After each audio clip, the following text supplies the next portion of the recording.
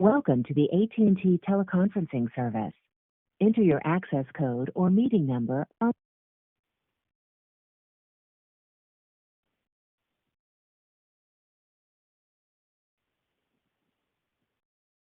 Enter your attendee ID number, followed.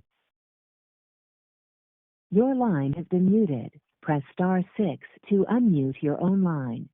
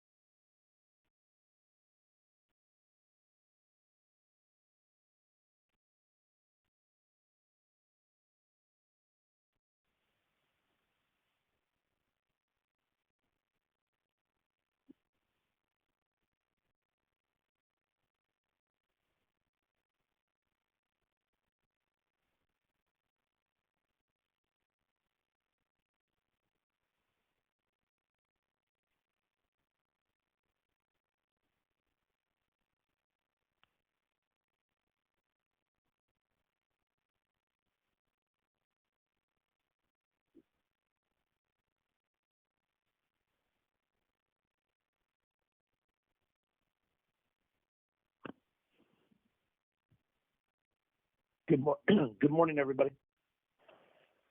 Good morning. Good morning. Hi there. Okay, before we jump in, let me just make some comments. Obviously, I think we're facing the biggest story of the COVID crisis and the election all in one. And it comes together as the single biggest moment of the year. I want to thank everybody who has pitched in already and been there for our outstanding coverage, especially and particularly to the CNN Tonight, Don Lemon team, led by Maria and Flip, who were on from 10 p.m. till 3 a.m. with a slight 5-minute gap because of a fire alarm at Hudson Yards at 1 a.m.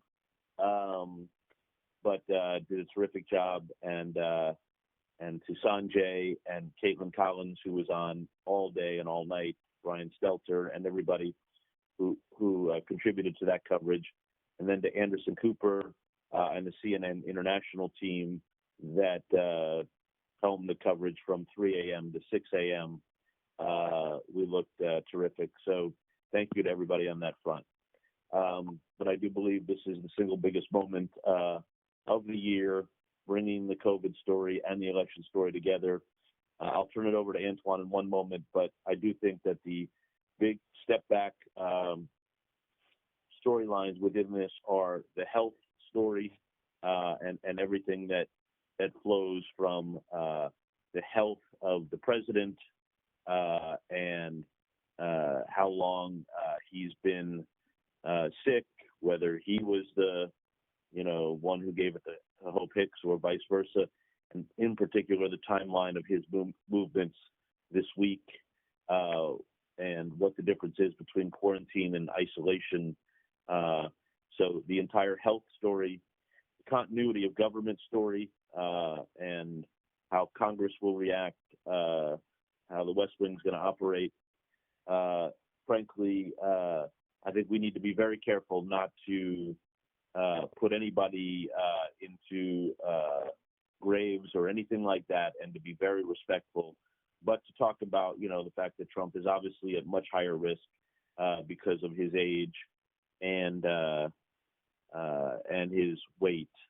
But the recklessness of this is what happens when you intentionally and irresponsibly flout the advice of your own public health and infectious disease experts by not only not modeling, but expressly not encouraging what they encourage.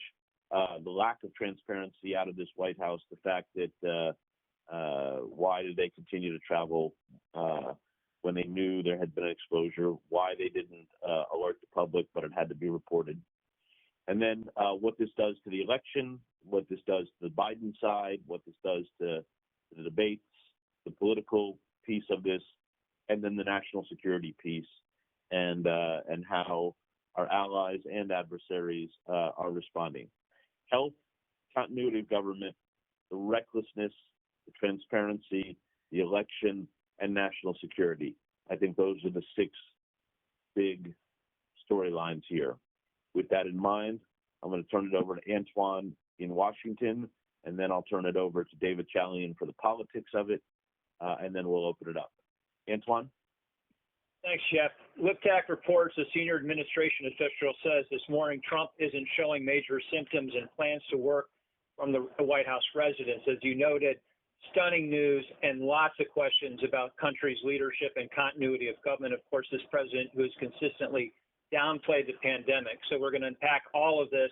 Of course, it starts with Hope Hicks and her exposure to the president and exposure to the rest of the cabinet, and of course, the president's health concerns. The president continued to do events yesterday, even though they knew Hicks had tested positive. So we've got Collins and Acosta at the White House look at every facet about the major questions and the most senior levels of government and who might have been infected at the White House.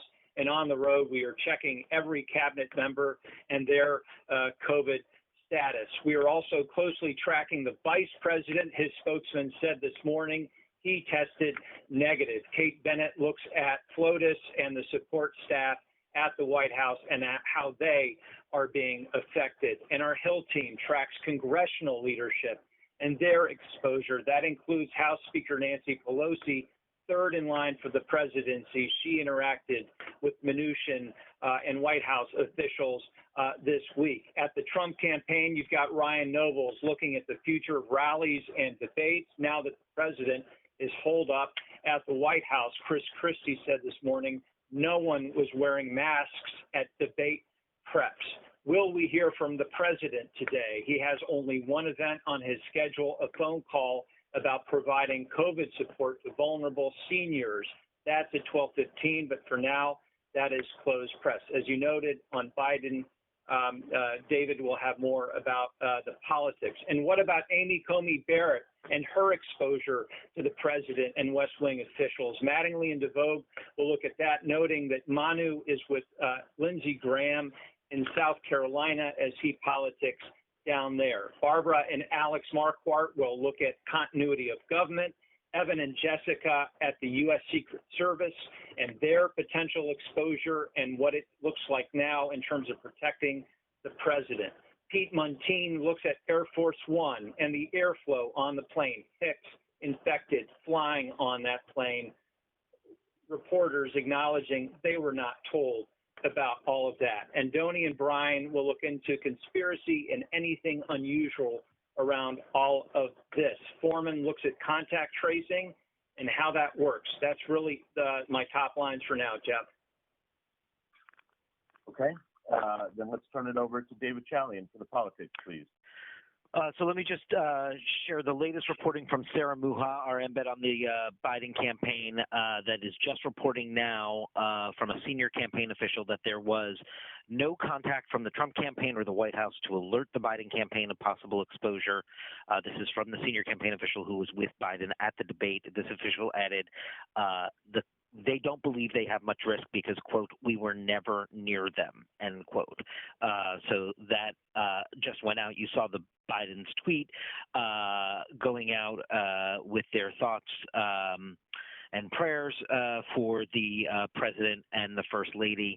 And there was just an internal note sent out at the Biden campaign from the campaign manager, Jen O'Malley Dillon, that Jeff Zeleny obtained, referring to the overnight news and telling the campaign staff that they're taking every precaution to protect Vice President Biden, Senator Harris, their spouses, and the entire staff, and asking people on the campaign to refrain from posting on social media about it. We are awaiting word as to whether or not Joe Biden's planned travel to Michigan today continues. You saw Jamie Gengel's earlier reporting today that Joe Biden is expected to be tested this morning in light of the news from last night. We know he had been getting tested somewhat regularly since he started traveling traveling around the time of the Democratic convention and forward.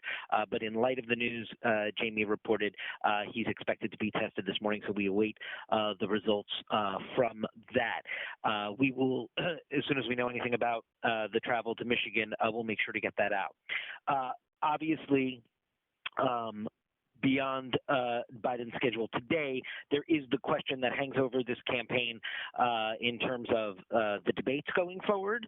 The Commission on Presidential Debates, Frank Fahrenkopf, the head of the commission, is not commenting yet.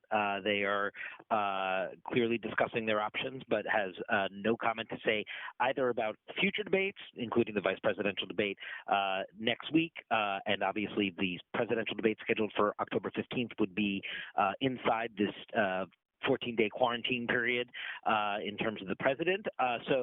But we have nothing from them yet. We also have asked for and not gotten anything from the commission yet about more specifics about every precaution taken in Cleveland, and if there was ever a moment at any time that Biden and Trump were closer than we saw them on television, that kind of a thing. We're waiting word from them on that as well.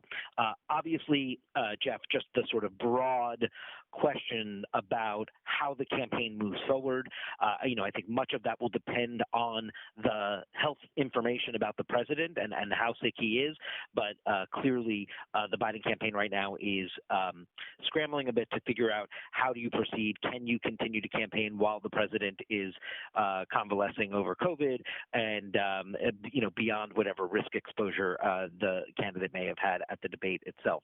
Arlette Tynes was up throughout the night and this morning. Jessica Dean and MJ Lee will pick up this afternoon, and if there is travel, Jessica Dean is there in Michigan for that. And I think that is where we start on the campaign side. Okay, let's open it up to thoughts on Trump and COVID and any aspect of this people would like to bring up. Hey, Jeff, it's David. I just have a question. Did Trump do like meet and greets and photo ops at Bedminster at the fundraiser? There could be a whole host of people who were really close to him without a mask on. No, we've got a report out. He did not do that, but there is reporting out on what happened at Bedminster. And we have names of people who were there, but he did not do photos and greets like that. Other thoughts? Jeff, you were talking about transparency, which John really hammered this morning, and it's so important. I mean, they didn't tell Kayleigh McEnany yesterday morning, and she went out and did that briefing. They didn't reach out to the Biden campaign. I mean, this stuff really needs to be emphasized. Yep. I think transparency is a big part of this. And credibility. The recklessness, it can be shown so easily, and I think it's worth us showing some of the visuals. The only gatherings in the country where people have been without masks have been Trump events, from the RNC on the lawn, the indoor rally and rallies in Las Vegas and Phoenix, the peace signing on the White House lawn, Saturday's Amy Coney Barrett announcement where the president could have even exposed his own nominee, and where his HHS secretary was not wearing a mask, not to mention the Tulsa rally where the late Herman Cain attended. These visuals tell the whole story of the recklessness. We know the president doesn't want people wearing masks. They don't. They follow his lead, and the visuals show how dangerous it is. Agree entirely, and just would add that was also Vivian Salama's reporting yesterday about the guidance not to wear masks in the White House. So it's all of the same ilk. Other thoughts? Yeah, Jeff, it's Liza. Just a question for medical for Ben or Sanjay. How well equipped medically is the White House? In other words, would there ever be an occasion in which he had to be taken to the hospital? Does he have is all the equipment there that you would need were he to get very sick? Hey, it's Ben. The short answer, it depends on how sick he gets. I mean, the White House obviously has a ton of medical capabilities. Sanjay actually years ago did a whole documentary on this. He is available to talk on this today in terms of what capabilities they do have there. And the slightly longer answer is it just depends on how sick he gets and what his symptoms are and whether they can be treated there or whether he would need to be taken to a hospital. And depending on his how things sort of shake out, that is a definite possibility here. Got it. Thank you. Hey, Jeff, I know everyone knows how important this is, but obviously what time they knew Hopix was positive is just really important in this whole timeline. Kayleigh McEnany was mentioned, but even Trump, if he knew before he went to Bedminster that Hopix was positive, according to the CDC guidelines, if you're a close contact of a positive test, you're supposed to immediately quarantine for 14 days. I mean, Ben can tell me exactly what it says, but I believe that's the case. He never should have gone to Bedminster if he knew Hopix was positive, and Kayleigh McEnany obviously shouldn't have been walking out into the briefing room if she knew Hopix was positive, all kinds of things like that. I believe their own guidelines say that if you're a close contact of a positive test, you must immediately quarantine for 14 days. Yes, you are correct on the 14 days. It would be 14 days after your last known exposure to someone who tested positive. And then there's even an amount of time after that, after your symptoms have sort of resolved. And, Trump is certainly not there yet by any stretch where you would still need to stay away from people and or if he was around anyone else, wear a mask, because as we've been saying from the very beginning, a mask is something that protects others. And so at least for the next 2 weeks, and probably beyond that and possibly well beyond that, we should be looking at and taking a very critical look at who he is around, why he is around them, and if he is wearing a mask. Yeah, although my point, Ben, is about this end of it, the beginning of it. The fact is, if they knew yesterday at X time that Hopix was positive, anybody who had been in close contact with her should have immediately quarantined according to the CDC guidelines, as opposed to going to a fundraiser or a press briefing or a meeting on Capitol Hill, as Mark Meadows did, for example, right? So I'm just saying that. Go ahead. Yeah, I was just saying, and not doing that. Not just the president, but other people as well who knew that they were exposed. It is not at all a stretch to call that reckless behavior. If I can jump in, you mentioned Mark Meadows. The onus is on the chief of staff to communicate this as soon as they know. I think there's going to be increasing spotlight on the chief of staff and his role and how he dealt with this.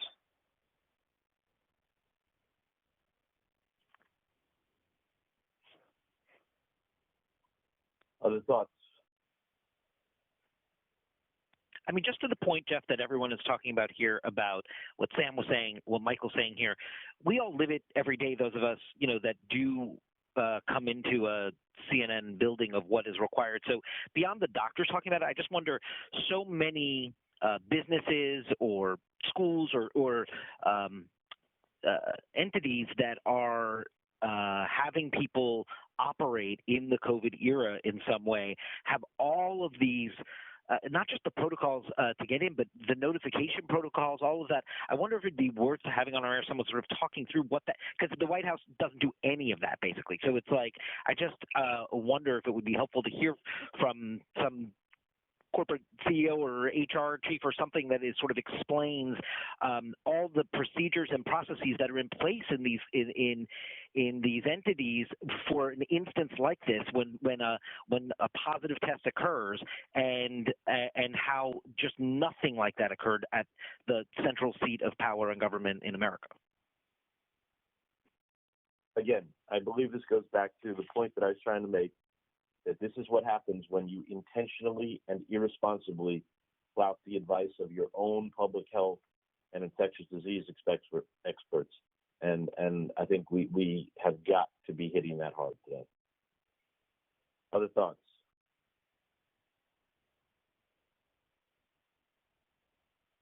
All right, I'd actually like to just run through and make sure that television and digital is focused on health, Trump's health, the risk factors because of his age and weight, what are his symptoms, and how he is being treated. The timeline of his movements this week, that they knew that Hopix was positive on Wednesday night. It's just, and then they went to Bedminster anyway. The timeline is critical. Pence has tested negative, but that does not mean that he hasn't been infected. All all of the web of contacts, from the folks in the Oval Office to the debate preppers to the donors and fundraisers at Bedminster to Mnuchin, Meadows, Congress, Amy Coney Barrett, all of them. What is Trump doing? Is he in quarantine? Is he in isolation? What's the difference? How is he being treated? And I think it's fair to say that this is the greatest presidential health risk since Ronald Reagan was shot. And I think framing it that way is important. To Liza's point about what's the medical capability within the White House itself, that is the health angle. And I want to make sure we're hitting the health angle. The continuity of government angle, what's happening to Nancy Pelosi? Is she going to isolate? And a reminder that Congress still does not have a testing system. How is the West Wing itself going to operate? The recklessness that Sam Feist brought up. Why did they continue to travel when they knew there had been an exposure? So many in jeopardy because of the president's behavior. And again, to my point about, intentionally and irresponsibly flouting the guidelines of the CDC and the advice of his public health and infectious disease experts. This is come back to haunt them, and this is what everybody's worst nightmare was. Transparency and credibility. The White House did not let anybody know this was broken by Bloomberg and then matched by CNN. The Trump family refusing the debate doctor's request to wear masks at the debate. The White House does not have credibility, and that's a problem now. Just last night, Trump said in his tape remarks at the Al Smith dinner that the virus was coming to an end. Will this have any impact on Trump's mindset on the virus? Is there any chance that this could serve as a wake-up call for Americans who follow Trump and haven't taken it seriously? What was the whole blaming Hope Hicks's infection on military and law enforcement prior to his own positive test? What was that about? Then to the election that David Chalian talked about, and this throwing the entire race into chaos 30 days before Election Day. What will Joe Biden do? He will be tested this morning. What happens politically to Trump losing at least 2 weeks of campaigning? What happens to the debates? And then national security. Does the military do anything? What happens to the markets? And how did Bolsonaro and Boris Johnson and other world leaders handle their COVID diagnoses? Again, health, continuity of government, recklessness, transparency, credibility, the election, and national security. I think these are the broad topics that I want to make sure we're on. And let's not suggest that anybody is going to die or anything like that, but let's make sure we're pointing out the hypocrisy and the irresponsibility that has led to this moment. Is there anything else in Washington? Maybe too little, too late, but President told Hannity last night he was condemning the KKK and white supremacists, but that's it for me. Okay. Anything else in politics? Jeff, I just wanted to raise one thing that we talked about in the digital call today, which is I think we need to be ready for the president to use this as a way to say the coronavirus isn't a big deal. Like him saying, I survived it, I did fine, it was just a little flu, it's no big deal. I think we should be ready for that narrative to hit. Yep, I agree. That narrative was already on Fox and Friends toward the back end this morning, talking about how it's going to be easy for him to fight it, and he'll show that it's no big deal. They were already discussing that. And the one other thing I think that we should sort of pay attention to today is what if we don't see him? I mean, if they don't put anything out of him trying to reassure people that he's okay, what does that mean? That they're either hiding something or he doesn't look good or it seems pretty bizarre that they wouldn't try to make some way to present him to the public today. Yep. And obviously they accused, their opponent of hiding through the entire campaign. So, and that narrative that it's just that it's no big deal is the narrative that Boris Johnson tried to use at the beginning until he couldn't anymore, and he was in the hospital. Yeah. And obviously, hold on one second, Rick. And obviously, I'm going to assume that he's not taking hydroxy this time as a therapeutic, but we should report that out. Go ahead, Rick. I'm sorry. Everybody who was on Marine One with Hope, are they all in quarantine? It seems like in such an enclosed space, all those people who are all bold-faced names, just something I would think we would want to know about because they're central to the continuity of government. Yeah, and Jared Kushner and Ivanka Trump aren't in the line of continuity of government, but there's no one closer. I meant governing. I'm sorry, not continuity. There's no one closer to Donald Trump and Hope Hicks than Jared Kushner and Ivanka Trump. But as I just see, they both tested negative in the note that's just come out, so I think that's important to get out. Anybody else? Okay, then let's move to. Sure, go ahead. Yeah, it's Meredith. Listen, just one other thought. The conspiracy theories and the misinformation are obviously flying around. It's everywhere. It seems even more amplified today, and it's gonna continue into the weekend. And this is obviously, to your transparency point, from an administration that has not been transparent. So that's going to beget more volume on the conspiracy theories. And also worth noting, this is an administration who has embraced conspiracy theories themselves. So it's a real wicked mix out there. It's just getting worse and worse on this with the with all the lies and misinfo and disinfo and theories. And so I think it's super important that we stay tight on what it is that we're going to bat down and how to do that without amplifying it, and what it is that we can do to just be super clear about what is known and what is not known, and what we are being told and what we are not being told, what information is being provided to us and what is not, because I think we want people to come to us for those straight up facts and clarity on what's known and what's not known, and to try to keep the conspiracy theories in a corner. Yeah. Jeff? Just one more thing is for all supervisors, please tell their teams right now to be so careful on amplifying or retweeting anything from social media, just the way we encourage people on the eve of a general election. It's not in anybody's interest to put anything out there that's not been cleared on CNN at a time where this is such an important story with a lot of information, as Meredith said, floating out there. We don't need anybody on our teams to be retweeting something that may get people's attention that we haven't cleared and reported ourselves. Yeah, somebody else was trying to speak up. Yeah, Jeff, it's Tim. I listening to everyone talk, I think there's something that we're sort of saying but not saying. I think the ideas we have for coverage are really good. But if you described President Trump, his age, his health, what he was doing, how he was behaving, I think if you describe that to a medical professional who is in tune with COVID, they would tell you, wow, he was trying to get infected. Like this was inevitable. His behavior, right. And I do think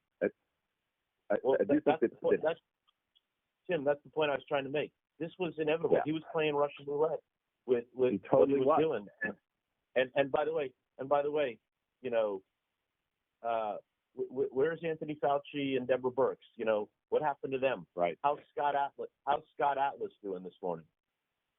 Right. Hey, Jeff. Yeah. Jeff, it's Gloria. I have a question about what kind of tests everyone's taking. Are they just taking the kind of quick tests which aren't as accurate as the one that takes a little longer? I think it's called PCR. Then you could help me out with this. But I think sometimes those quick tests are just not worth anything. And so, you have Ivanka and Jared taking a quick test saying they're okay. Do we know what kind of tests everyone is taking?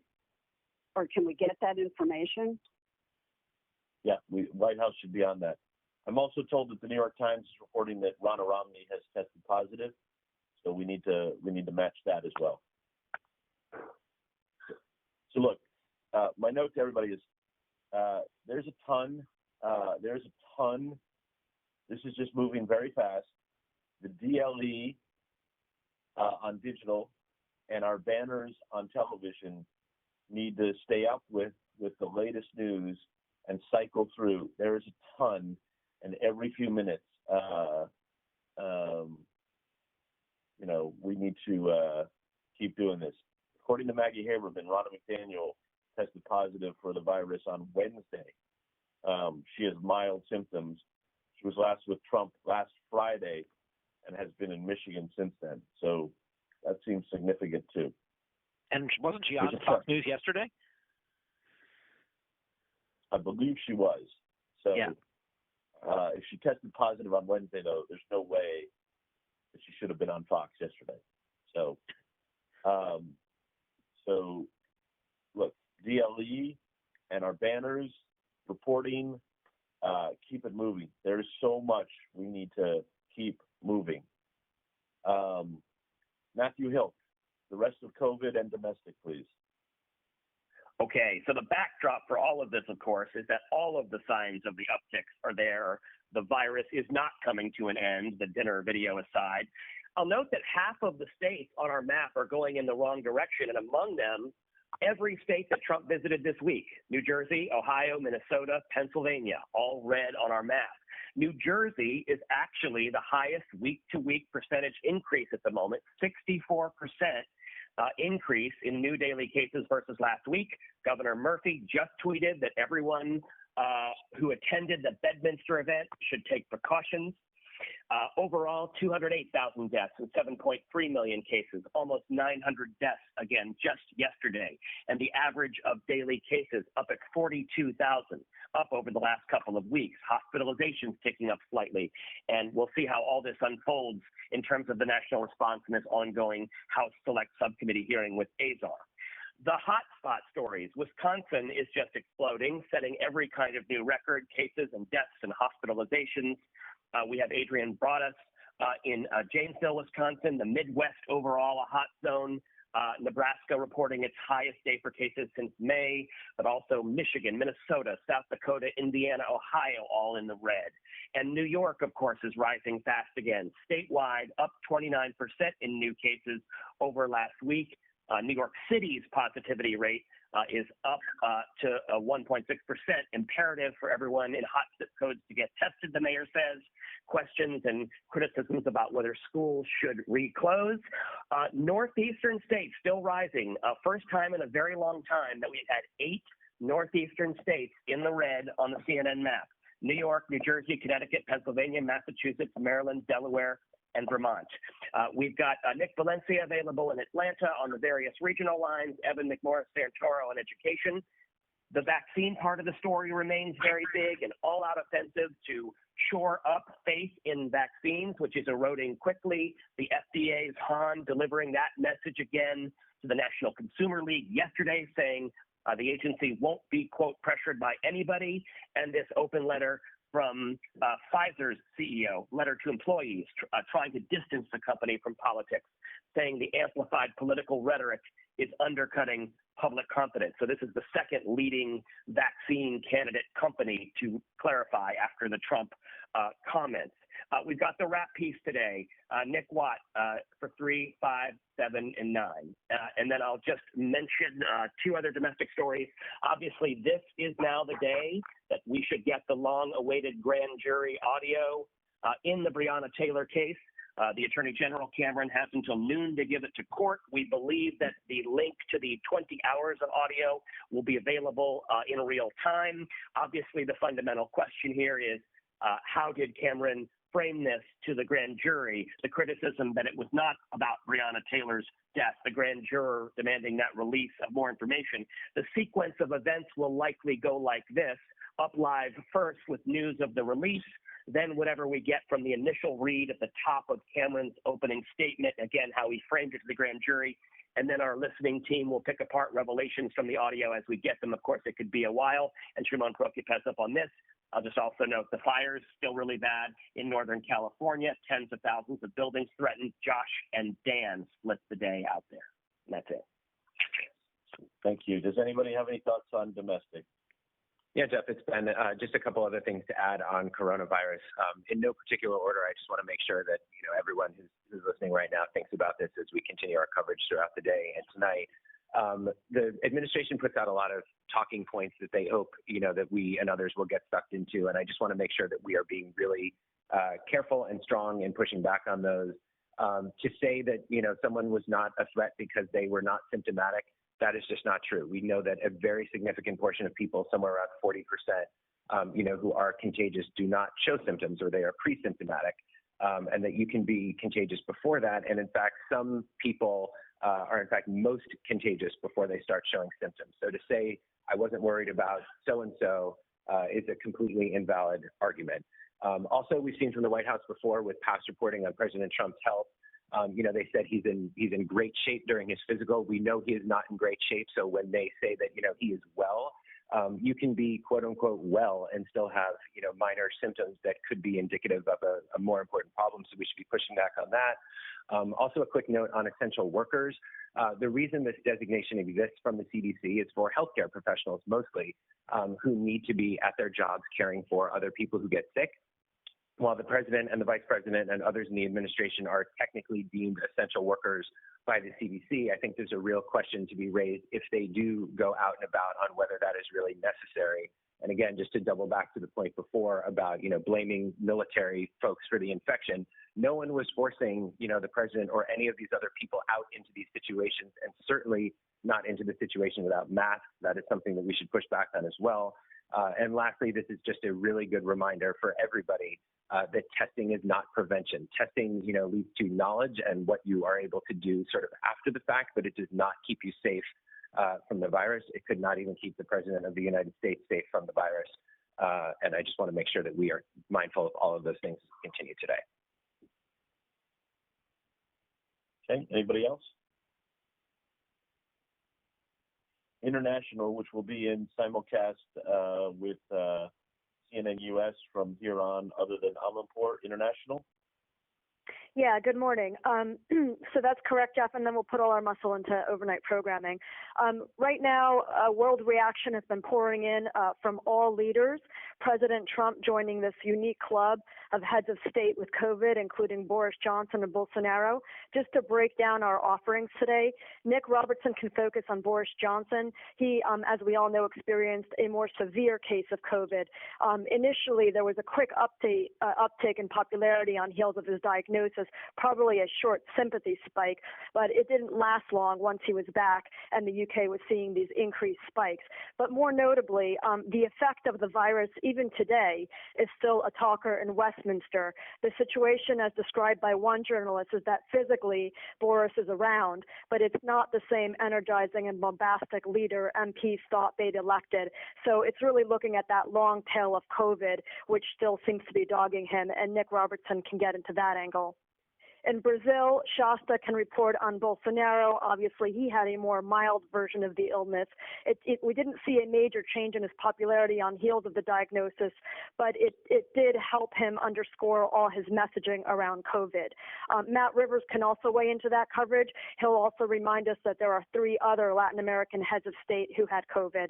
Broadly speaking, just as we look at that question around whether or not Trump having COVID could alter his stance or messaging around it, it is just worth noting that neither Johnson or Bolsonaro seem to have materially altered their approach to governing during the pandemic because of their personal experience with this disease. So they're all separate leaders in different political environments, but that is a point that we could make. And then just lastly, Matthew Chance has reporting out of Moscow, Putin sending a telegram to Trump wishing him a speedy recovery. The spokesperson also reiterated that Putin plans to get vaccinated with their vaccine ahead of a potential trip. But in general, it's also something that Chance can get into, the stark difference in the leadership and styles of both men during this pandemic. Putin, as an ex-KGB agent, perhaps more paranoid at the best of times, he's been very strict and careful with his movements all around, and who comes into contact with him, taking all precautions, while obviously Trump hasn't. So Matthew can get into all of that, and that's what we can offer the show today. Thanks. I do think it would be good for digital to do a piece on the world leaders who have had COVID. Obviously, as you said, Boris Johnson and Bolsonaro in Brazil, and also the presidents of Bolivia, Guatemala, and Honduras, and the prime ministers of Armenia and Russia. So I think that's a good story. And yeah, we're on it. We're on it. And I know, as obviously we know that Boris Johnson was gravely ill at one point. Okay, business. Jeff, good morning. As you mentioned earlier, U.S. stock futures were roiled overnight on the news of the president. They were down 400 points. Losses accelerating this morning as the BLS reported a worse than expected monthly jobs report, where the U.S. gained back 661,000 jobs in September, a clear slowdown from the summer, the unemployment rate falling to 7.9%. The nation right now recovering 51% of the jobs. There's still over 10.9 million jobs lost during the pandemic. And now when we talk about the unemployment rate, it is noted that these are jobs not being created, but rather massive job losses that are being recouped. The U.S. still only recovering half of those jobs back. And obviously, as we discussed, with no fiscal stimulus on the horizon, perhaps even after the election, more small and medium-sized businesses will be further closed. Consumer spending likely to fall as well. Quickly to break down, big losses in government employment, down 216,000. Local education, lots of custodians, cooks, bus drivers, not on the payrolls because the nation is attending virtually. And obviously, we talked a lot about the service sector. Restaurant and hospitality jobs still way down, and by far the worst hit, down about, they've recovered about 60% from where they were before the pandemic hit. Now, the recovery obviously continues to be unequal. Barely a third of the jobs that are back for African American men and women, compared to 60% for white men and women. And the economy clearly in a deep hole. The rate at which we are digging out is slowing. So this clearly is not the job support that the Trump campaign wanted before the election. We have a host of reporters up on this morning: Christine Romans, Christina Alessi, Julia Chatterley, and Allison Cossack on the markets. And in media, as you mentioned, Brian Stelter all over Trump, downplaying the virus a mere hours before testing positive on Fox News. So he's been up on that as well, and that's where we begin. Okay. I do think that the economic numbers are something we should not lose sight of. Okay. Before we move to digital, is there anything else anybody wants to bring up?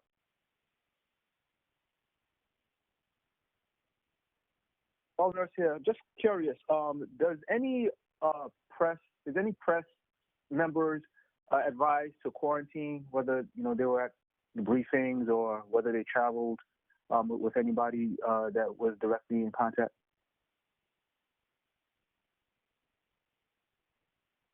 Don't know. Not that none of ours have been advised to quarantine, and we have not been advised. We have not learned that others traveling on Air Force One have been advised to quarantine.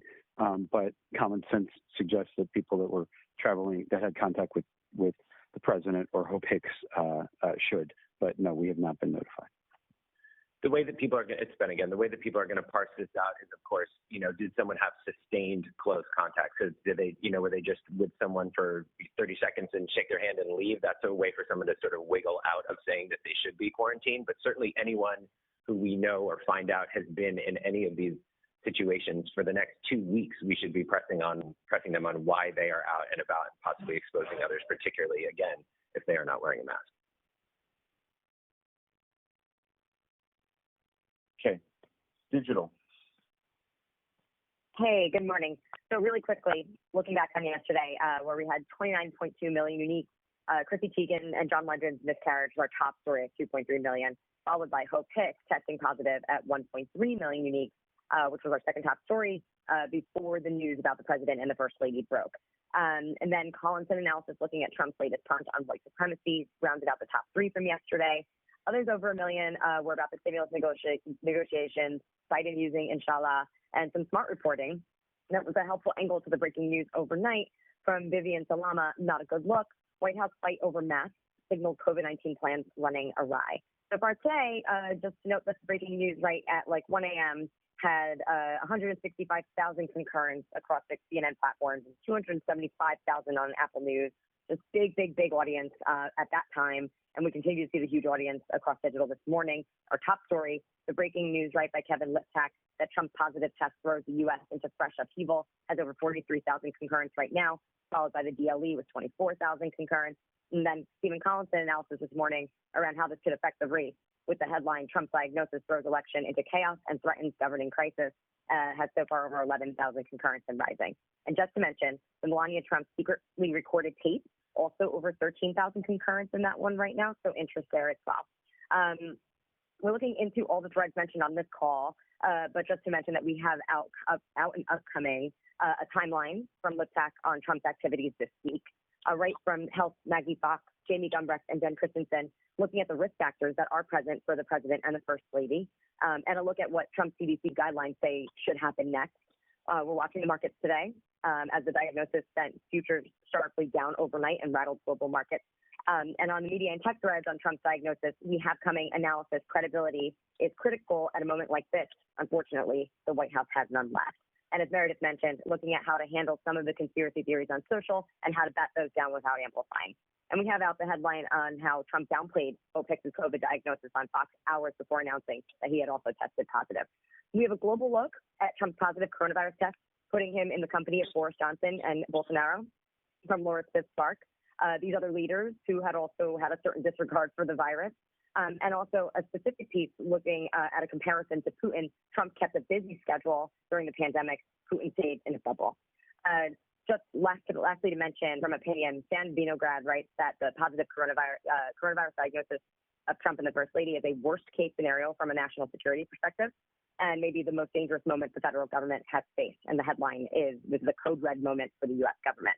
And I'll stop there. Thanks. Right. I think all of Trump's comments, that last night at the Al Smith dinner, that this was essentially over, his comments at the rally last week that this doesn't really impact anybody, all of this now comes back to haunt him and should be exposed. John.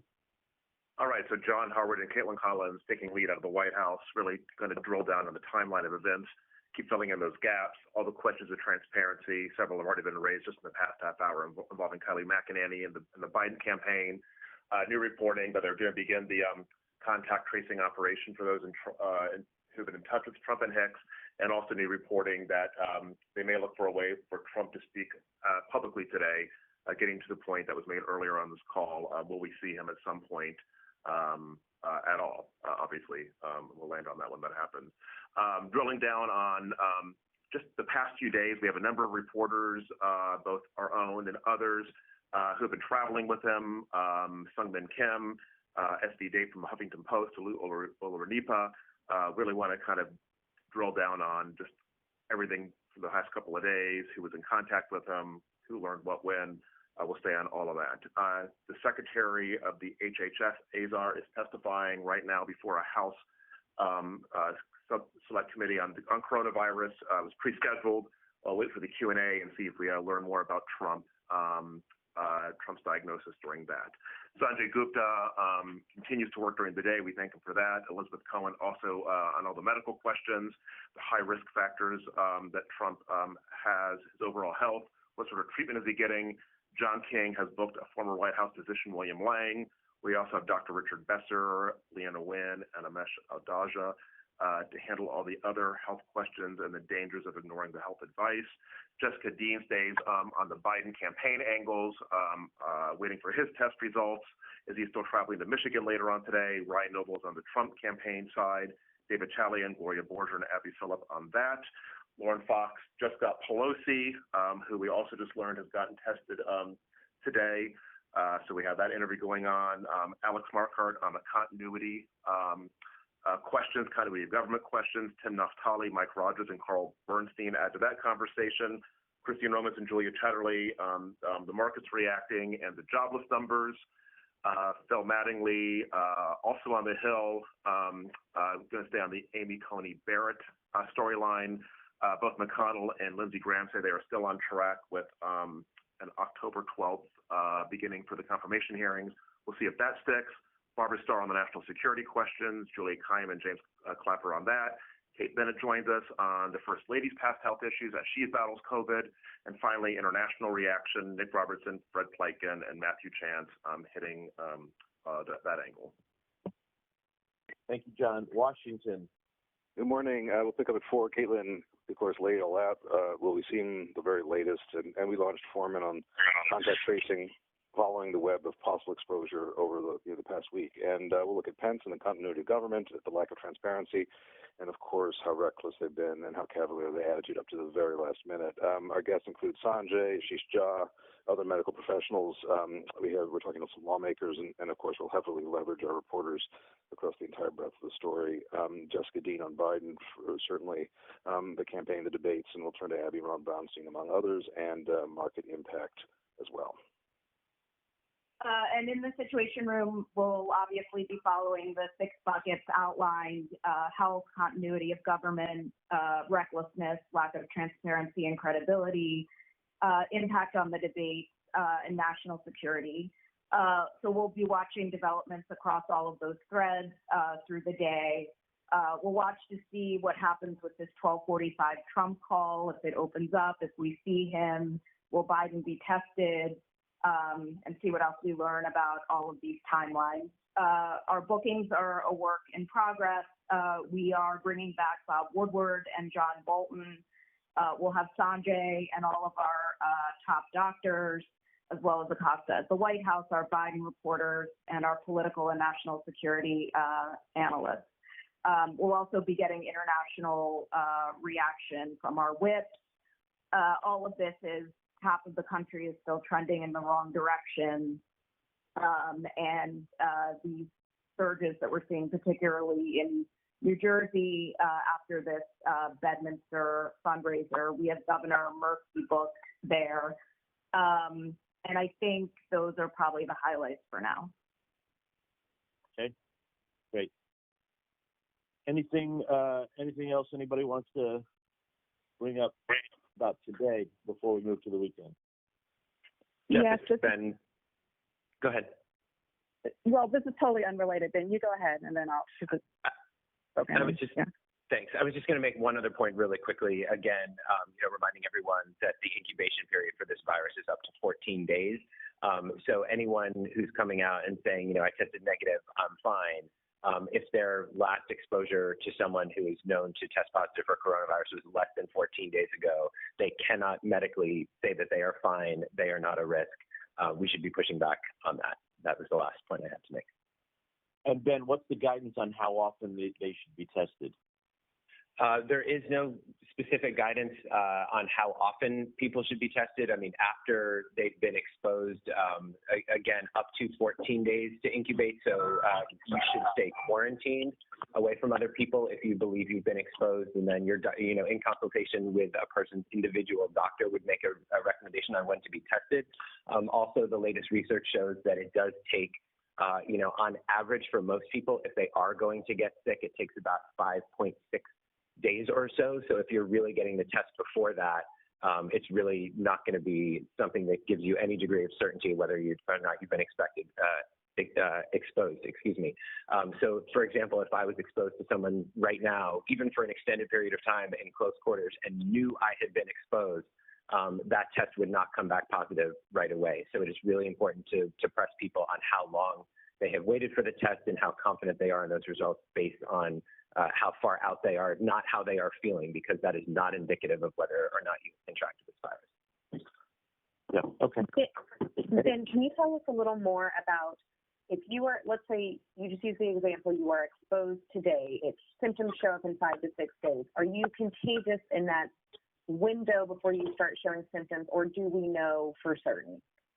For certain, we know that you can be, in fact, most contagious before you start showing symptoms. So that's what makes this such an interesting virus. Not to make a direct comparison, but if you look at Ebola, for example, Ebola is highly, highly, highly contagious, but you are not contagious until you are very, very obviously sick. This is the exact opposite, and this is what makes this virus and this disease so hard to combat, because people don't take it seriously until and if they are experiencing symptoms. But we know that most people are going to be the most infectious before they develop symptoms, and so that makes it harder, because it is just truly the invisible enemy, as a lot of people have called it, which makes it even harder to get people to take it seriously. That timeline, remember this timeline that Ben has just laid out takes you back until the weekend, Saturday, when the president was with Amy Coney Barrett and all of her family, and you saw them all walk out of into the Rose Garden together. Nobody, of course, wearing masks. So that whole period could be an exposure period. Yeah, and I think a few other. Go ahead, Ben. I'm sorry. I was just saying, I think a few others have made this point as well. Just a reminder that we do not know that it was Hope Hicks who infected Trump. It could have been the other way around. It could have been, someone else. And I think this again underscores the complete failure of contact tracing in this country if they are not able to point to, when he was likely exposed. But again, there is no way to know for sure who got it from who. But just remember, just because someone tested positive first doesn't mean they were the first person to get exposed. Yep. Jeff, it's Carl. On this continuity on the continuity of government questions, both going back to last night and going forward, we ought to take a look at actually the nuts and bolts of who is running what and what happened last night. Was there a DEFCON mobilization in which the NSC started coordinating extraordinary things? And who is really going to run and is running the hour-to-hour coordination of the government while and if the president is not altogether in charge of things? And really a nuts and bolts look at who the people are and what the mechanisms are in place. Yeah, look, Good question, Carl. I think what happened last night is really interesting, and I was going to say that the timeline of the last week is a very important story to do. Yeah. Somebody else, go ahead. Hey, yes, Marcus. I was going to say, good question, Carl. There's lots of chatter about different planes scrambling last night. I won't go into all that, but our Pentagon reporters can do nice stuff on it. Okay, listen, we're going on. I want to move to the weekend quickly and start with Smirtanish. Hey, good morning, Jeff. So as you said, this is moving so fast. This has changed our show, and we're going to be all over this in the future of the presidential race. We'll be on the TikTok as that continues to develop, how he got this and who he's around. Three most important issues of this campaign: COVID, healthcare, and the economy. And we know Marcus don't like the uncertainty. We're also going to be in quarantine versus isolation. Now, the CDC recommends you should be isolated for at least 10 days after symptoms onset and until 24 hours after their fever subsides. So how will this play in the next presidential debate? Frank Fahrenkopf has agreed to come on our show once the changes to the debate are announced. We thought that was going to happen this Saturday. We'll see. So he's still saying he'll come on once they announce changes. And the Trump campaign has boasted that it knocks on more than $1 million a week. In contrast, the Biden campaign has ditched that ground game, and it's winning. Trump is winning the voter registration battle. But how does that change this now that Trump has COVID?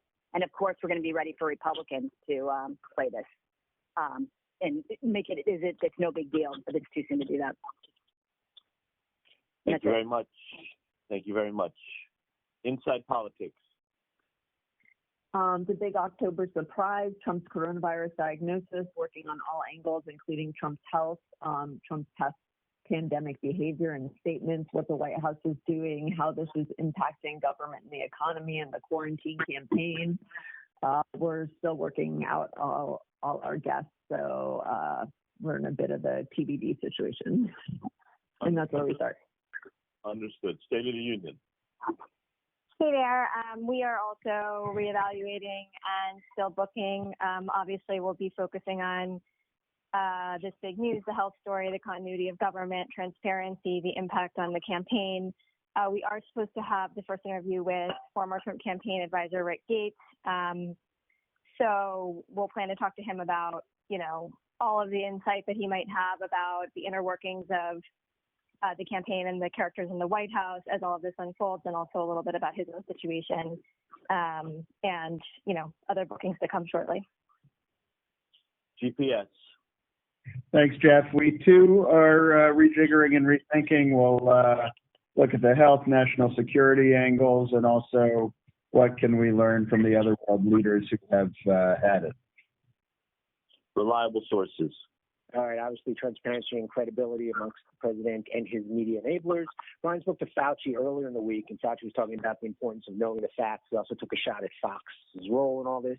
On conspiracy theories, we have a rare appearance by a Twitter exec, their head of PR beyond, and then we'll get into whatever's happening with the debates and Chris Wallace's performance.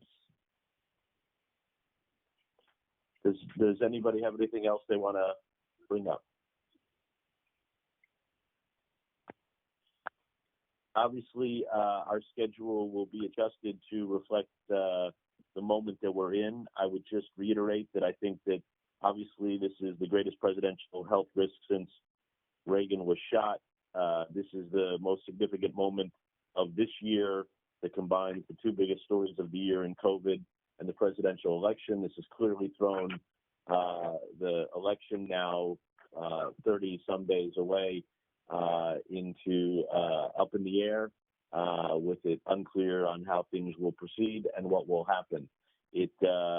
Let's make sure we capture the enormity of the moment and make sure we don't lose sight of COVID in the entire country with our wrap pieces and what's going on across the country. This is obviously a story that will have huge ramifications today. Through the weekend. Let's stay newsy. Let's stay urgent. Let's make sure we are vigilant and diligent in all of our banners, all of our reporting, all of our digital rights. Let's get everything right. The world is counting on us. We have been terrific thus far. Let's make sure we meet this moment. Have a great day and a great weekend. Thanks, everybody.